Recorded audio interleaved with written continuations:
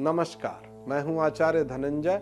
आप देख रहे हैं डेली लाइन का विशेष ज्योतिषी कार्यक्रम एस्ट्रो चक्र।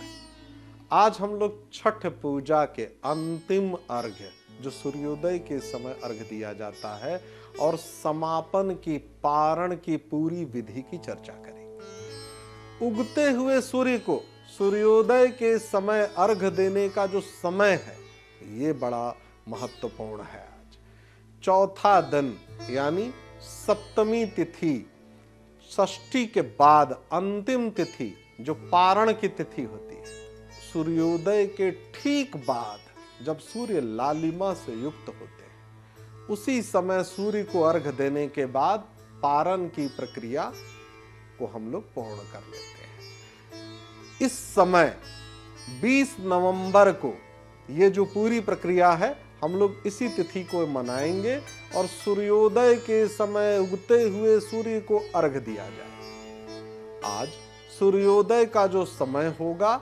6:47 पर होगा। इसके बाद 36 घंटे से लगातार चला रहा ये व्रत की जो पूरी प्रक्रिया है, ये संपूर्ण मान लिया जाएगा। छठ पूजन में तन मन की शुद्धता बहुत अनिवार्य है। अर्घ्य देने के बाद व्रती सबसे पहले प्रसाद का सेवन स्वयं करेंगे। उसके बाद घर परिवार, बंधु बांधव, इष्ट मित्र, पड़ोसी सबको इस प्रसाद का वितरण करना है।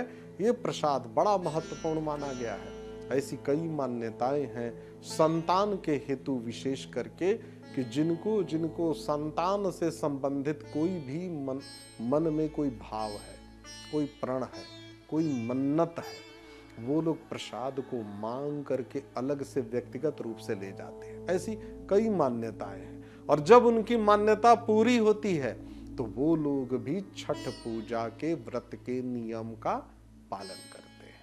तो इसलिए ये मैंने बता दिया कि आपके मन में ये ना आ जाए कि कोई अनजान व्यक्ति मांग रहा है, देना चाहिए, नहीं देना चाहिए, करना चाहिए, नहीं करना चाहिए। अर्घ्य देने में भी आप शामिल कर सकते हैं। और हमारे यहाँ की सनातन प्रक्रिया में तो कोई बंधन, कोई निषेध है ही नहीं। धूमधाम से इष्ट मित्र, बंधु बांधव, सपरिवार सब लोग मिलकर के इस पर्व को मनाते हैं। और इसमें एक ही बात का मैं बारंबार कहता हूं, एक ही बात का ध्यान रखना है, स्वच्छता, निर्मलता, अपने आचरण का, अपने व्यवहार का, अपनी पूजा पाठ करने के साथ साथ, मान लीजिए अर्घ्य तो आप बड़े अच्छे से देते हैं, विधि विधान से देते हैं, लेकिन आपका व्यवहार बड़ा कड़वा है, ऐसा नहीं करिए। कोई भी पूजन पद्धति तभी सफलता आपको देगी कि आपका व्यवहार सरल हो। ये जो अंतिम अर्घ्य है सूर्योदय के समय, सूर्य के जैसे जैसे तप्त हो उसके पहले ही कर लीजिए। इसमें इसी बात का विशेष ध्यान देना होता है कि जैसे सूर्योदय हो और सूर्य लालिमा से युक्त हो, वो सर्वश्रेष्ठ समय है कि आप सबसे पहला काम करिए, अर्घ्य दे दीजिए। और यही वजह है कि दूर दराज से आने वाले जितनी भी व्रती होती हैं, चूंकि ज्यादातर महिलाएं करती हैं, कुछ पुरुष भी करते हैं इस व्रत को, ऐसा नहीं कि केवल महिलाएं करती हैं। और एक और बात मैं आप सभी दर्शकों को कहता हूं कि केवल विवाहित लोग ही नहीं करते, कई लोग अविवाहित भी करते हैं अपनी मन्नतों के लिए।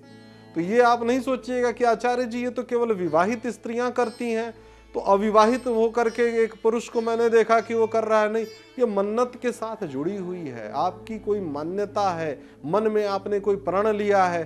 कई जातकों को मैंने देखा विवाह के लिए, संतान के लिए, अपनी नौकरी के लिए, अपने घर परिवार के सुख समृद्धि के लिए वो लोग ऐसा करते हैं। तो इस बात को लेकर के आपको चिंतित होने की आवश्यकता नहीं है। ये विशेष पर्व है और सूर्य देवता की सबके ऊपर कृपा हो, सब लोग स्वस्थ रहें, सब लोग निरोग रहें। सनातन धर्म की तो हमेशा से यही कामना रही है।